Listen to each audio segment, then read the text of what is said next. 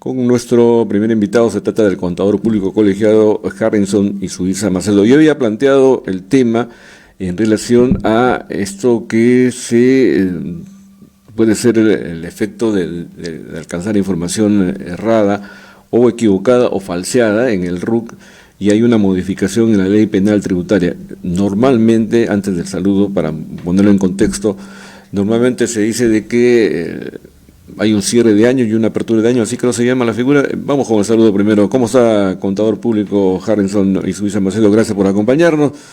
La experiencia suya como en esta rama, en este campo, siempre permanentemente están actualizándose, ¿no? En esto de información falsa en el RUC, según modificación de la ley penal tributaria, ¿a qué de manera específica se refiere? ¿Cómo está? Mi estimado José Luis, tengan ustedes muy buenas tardes, y saludar también a la radio audiencia, y gracias y agradecerte por este espacio radial, ¿no?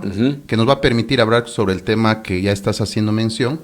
Si bien es cierto, en este año, justo en este mes de febrero, hubo la modificación, un decreto legislativo, la 1716, que es una norma que modifica la ley penal tributaria del decreto legislativo 813.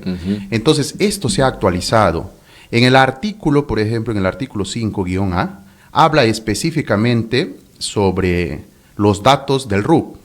Entonces, los contribuyentes que son formales, por ejemplo, tienen un RUC que se les asigna por medio de la SUNAT, sea persona natural o personas jurídicas. ¿Dónde comete falta?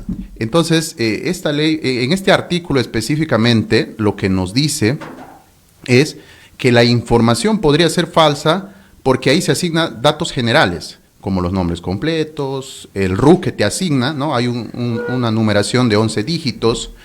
También se asigna el domicilio fiscal, donde se tiene que encontrar a la empresa, donde va a empezar a operar sus operaciones.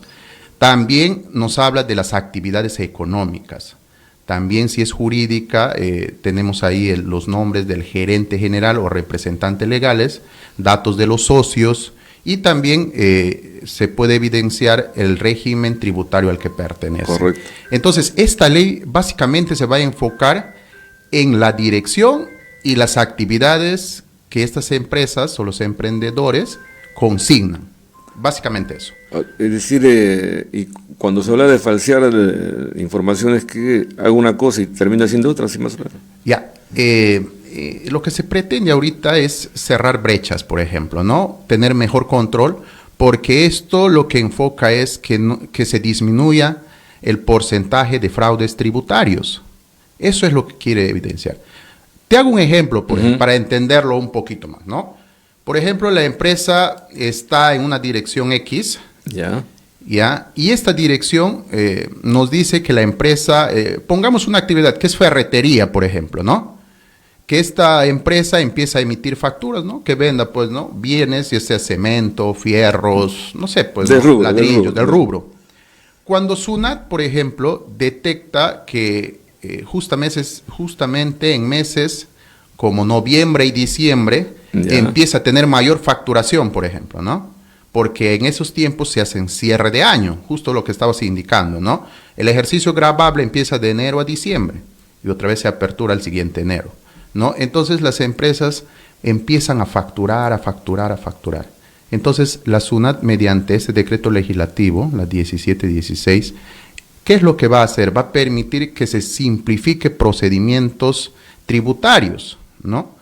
Entonces van a hacer la visita y se van a dar cuenta de que en esa dirección es una casa, un departamento, una sala, y muchas veces son terrenos nada más que tienen la numeración, ¿no? Entonces eso ha ocurrido, y con esto, por ejemplo, se trata de reducir esta brecha porque eso empieza a ser fraude tributario. Correcto. No es igual decir una infracción tributaria que un delito tributario, ¿no? Entonces, la SUNAT, al evidenciar esto, en el ejemplo que estamos diciendo, y puede ser con distintas actividades, lo que te tiene que hacer en ese momento es levantar un acta y hacer un informe de hechos, ¿no? Donde automáticamente le va a permitir ese informe de hechos presentar al Ministerio Público para que empiece e inicie las investigaciones para que se pueda, ¿no? Ver que ya empieza a ser un tema penal porque es un delito tributario, porque hay un fraude tributario de por medio. Podríamos agregar, por ejemplo, que para determinado proyecto aparecen empresas de la noche a la mañana, como honguitos y al final no tienen nada. Claro, ¿no? Básicamente hay contribuyentes o personas, o de repente que por desconocimiento, o de repente por mucho saber, se crean estas empresas. Entonces, cuando nosotros hablamos de régimen tributario, tanto el MIPE como el régimen general, a fin de año se hace una declaración anual con el hecho de que tienes que pagar un impuesto anual sobre la utilidad. Correcto. Entonces, estas facturas se podría decir que no han hecho el proceso contable, quiere decir que es un procedimiento no existente, ¿no? Entonces, le va a ayudar a la empresa a incrementar costos o gastos, que su utilidad va a bajar y prácticamente estaría a veces no pagando el impuesto anual al fisco o teniendo saldos a favores, que eso perjudica en el tema tributario. Por ejemplo, cuando recibimos información que da cuenta que una determinada jovencita aparece con hartas obras, con empresas grandes y ganando grandes licitaciones, y resulta de que van a ver y es un cuartito nada más. Por ejemplo, ahí es evidente, ¿no?, que es un fraude. Claro, hay empresas que por la magnitud y por las operaciones que llevan, pues tienen que estar constituidas, ¿no? En el tema tienen que tener la infraestructura, la oficina, los almacenes, ¿no? Entonces, ellos solamente, ¿qué es lo que hacen? Es solamente crean estas empresas para facturar y se vean beneficiados ellos. Pero están haciendo un daño, un fraude tributario que está hoy en día penado gracias a este decreto legislativo. A ver, pregunta suelta. La primera que yo me formulaba es, ¿esto afecta cómo a los pequeños empresarios? ¿Cómo los afecta, por ejemplo? Sí, la ley no discrimina a grande, mediano, pequeño, ni micro. Todos van a... Todas las empresas, la ley se ha hecho para todos, ¿no? Entonces, lo que sí a veces, ¿no? En el tema, por la experiencia, decimos, las leyes se han hecho solamente para nosotros, que somos pequeñitos, ¿no? Por ejemplo, hay que entender que esta ley no está para un error involuntario, ¿no? Por eso decía, hay que saber diferenciar entre una infracción tributaria de un delito tributario. Entonces, las pequeñas empresas o microempresas, ¿no?, que, como dije hace un principio, podrían estar en un régimen que podrían boletear, facturar, hacer las guías de remisión, notas de crédito, notas de débito, porque al tener un RUC ellos están ya con la autorización de emitir.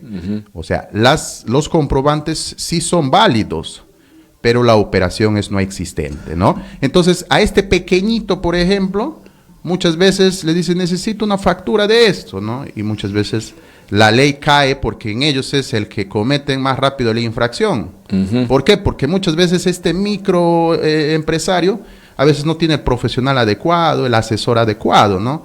Entonces, ahí, por ejemplo, se va siempre viendo por el lado más débil, como decimos, ¿no? Dos preguntas sueltas que también van en lo que acaba de indicar, ¿no? Por ejemplo, el cliente le miente al contador, es una, y si el contador acepta esa información falsa, puede ir preso. Claro, en esta ley, por ejemplo, cuando hablamos de la información falsa y la SUNAT ya ha hecho el informe de hechos, ya empieza la investigación, pues, ¿no? Entonces, ahí la ley nos dice que la pena no es menor de 2 años ni mayor a 5 años, ¿no? Muchas veces los empresarios, los micro y pequeñas, por ejemplo, tienen la administración un poco desordenada, ¿no? Muchas veces se les asesora y se les orienta, pero nos damos con la cuenta que te dicen, no lo voy a hacer, pero al final lo terminan haciendo. Y uno se da cuenta cuando empiezas a hacer ya los estados financieros, el flujo de efectivo, y te das cuenta que cuando haces el extracto bancario, no hay flujo, y ellos ahí te han mentido, ¿no? Entonces no han pedido el comprobante, han pagado sin comprobantes. Entonces, y cuando el contador desconoce, no tiene ninguna responsabilidad. Pero si el contador, sabiendo que va a hacer una factura con una operación no existente, ¿no? Para eso es el proceso de investigación, ahí también el contador tiene mucha responsabilidad, porque sabiendo de que esa operación no existe, lo está haciendo, ¿no? Entonces es parte de como que preguntarte, ¿no? cómo se puede evitar este tipo de problemas. Creo que lo está dando la respuesta, ¿no? Claro, ¿no?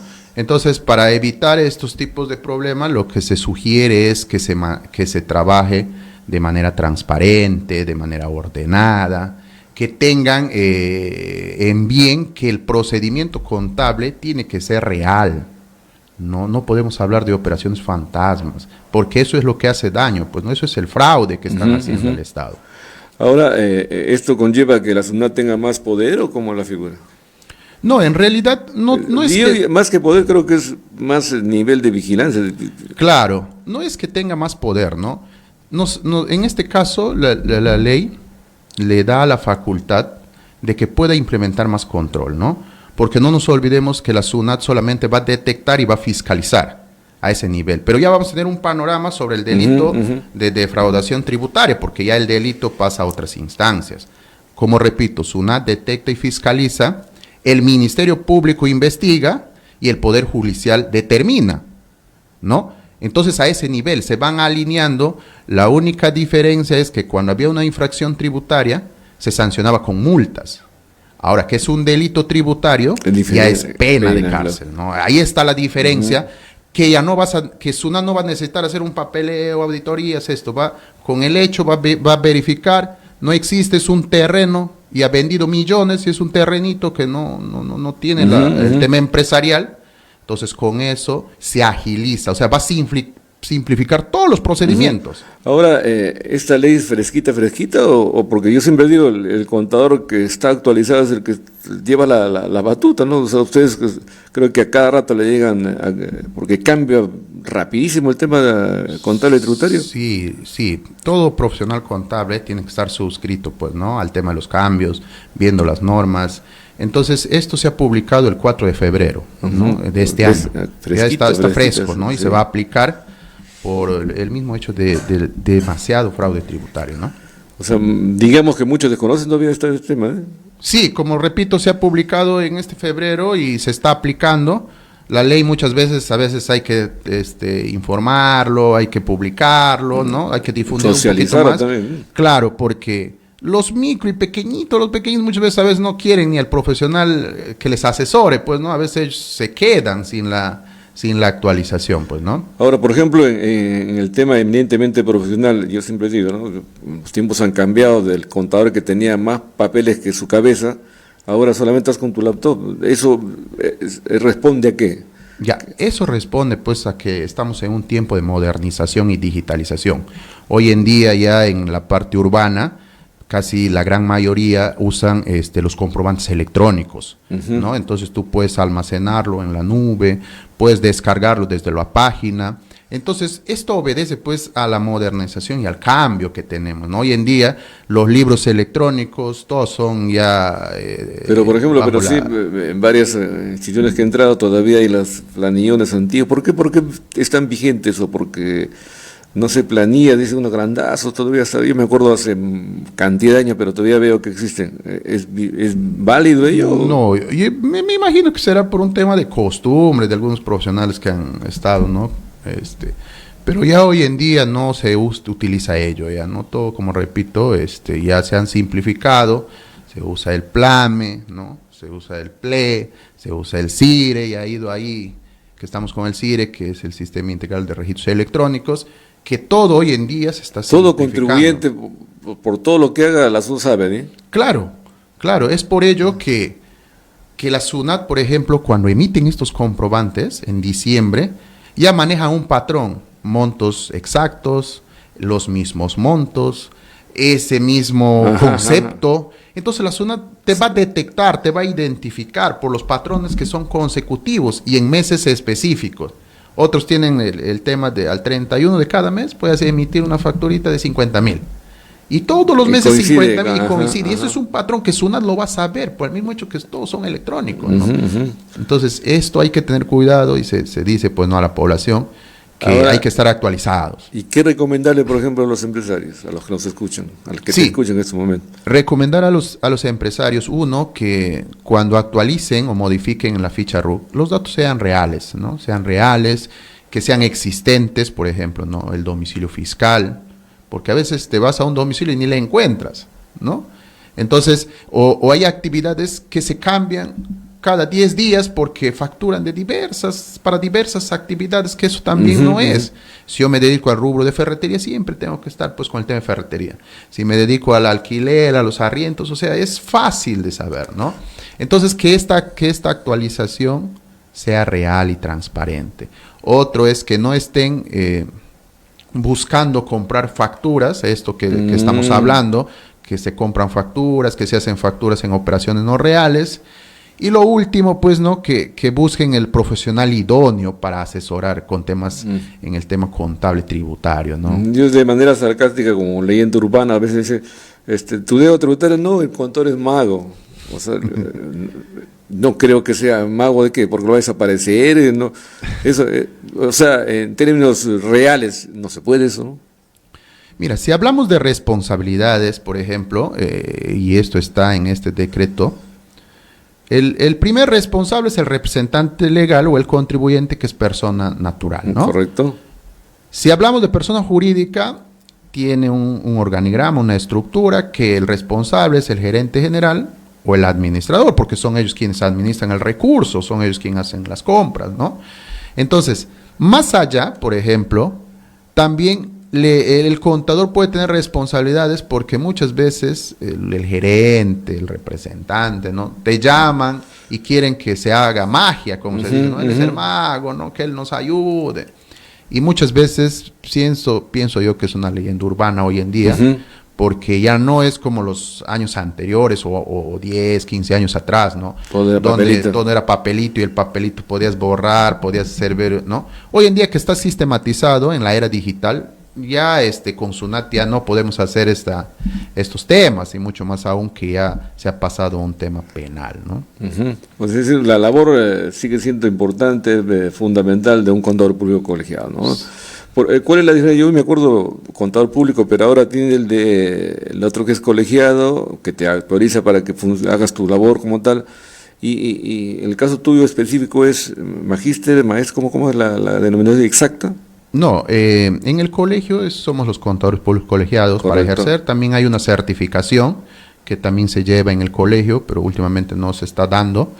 Pero también yo soy maestro en gestión pública, tengo la experiencia en el sector público, experiencia en el sector privado. Eso ya, porque luego con tu título tú has seguido hemos seguido. Una especialización se llama, ¿no?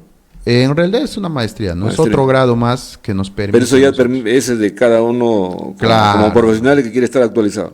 Claro, cada profesional ya va actualizándose, va mejorando, va estudiando, y eso nos va a permitir adquirir muchos conocimientos. Pero algunos dicen que es mucha teoría, pero no creo, porque la práctica es, digamos, lo plasma lo que sabes en la teoría, ¿no? Claro. ¿Cuántos años lleva como contador? Yo estoy ejerciendo la profesión, ¿no? Ejerciendo la profesión y estoy 10 años. Una década. Pero hacemos contabilidad de más o menos unos 15 años. Porque, mi estimado José Luis, yo empecé la carrera técnica, pues yo soy técnico. Entonces, esa parte operativa del técnico nos ha permitido aprender y superar. Entonces, a veces se equivocan, como es técnico, te dan mala chamba a ti y en realidad te ayuda, ¿no? Correcto. Te convierte más práctico, pues, o sea, conoces más al detalle. A veces se equivocan, dale la chamba, y mejor. No, claro, el profesional técnico es muy fundamental en toda empresa, ¿no? Es la parte operativa, muy al margen que sea el técnico contable, es el equipo técnico que es el que registra, el que ordena, el que está pues con la dinámica, los y tú realmente pones tu firma, ¿no? No, sí, hay que hacer una revisión, ¿no? Muy bien, el contador público colegiado Harrison y su hija Marcelo está con nosotros, nos ha dado información en relación a esta nueva ley, se llama nueva ley, ¿no? No, es un decreto legislativo que ha modificado a la nueva ley, pues, ¿no? A ver, aquí me dice, lo ha dicho con número, por favor, lo ha dicho con número. Claro, es el decreto legislativo 1716. 1716, ¿que modifica? Que modifica a la ley, a la ley penal tributaria del decreto legislativo 813. ¿Y por qué tienen que aprender tantos números, Dios? Esa es la parte de la carrera, ¿eh? Del artículo 5-A todavía, ¿no? Del tema que estamos hablando. Por eso que cuando vemos a ustedes con una serie de libros, o sea, no es porque compran para que lo miren las figuritas, ¿no? No, o sea, ustedes tienen, los contadores veo que tienen libros en cantidad porque necesitan, ahí sí lo necesitan de virtual o papel físico. No, ya como te repito, ya las empresas que venden las distintas ediciones te mandan de manera virtual los libros. Es por ello, mi estimado, a manera de conversar, que muchos de los empresarios, pues a los contadores nos toman pues como contadores, administradores, abogados, recursos humanos, y nosotros estamos pues en la capacidad de multifacético, ¿no? Porque muchos te dicen que quiere que hagas el contrato de alquiler, el arrendamiento por acá, y sabemos pues, ¿no? En el tema de artículos más encaja pues un abogado, ¿no? Pero nosotros como contadores en la experiencia tenemos que estar apoyando pues, ¿no? En este caso a los emprendedores. Muy bien, gracias una vez más al contador público colegiado Harrison y Suiza Macedo, ha estado con nosotros. Ojalá no sea la primera. Bueno, yo le tomo, porque como es docente, lo explica muy bien, así que eso nos ayuda bastante en referencia a estos cambios que se vienen dando en el mundo tributario, que es una reflexión final. Sí, yo en verdad lo que pido es, me voy dirigido más a los emprendedores y a las personas que quieren emprender, ¿no? Esta ley, mi estimado José Luis, hace de que reflexionen las personas y no se dejen engañar, pues, ¿no? ¿Por qué? Porque cuando nosotros estamos ya en un tema penal, es muy penoso en realidad, ¿no? Es muy penoso. Entonces, hagamos lo que la ley dice. Una cosa es que te pongan multa y otra cosa es que te lleven adentro, ¿no? Claro, por eso decía que se ha cambiado de la infracción tributaria a un delito tributario y hay que tener mucho cuidado con eso.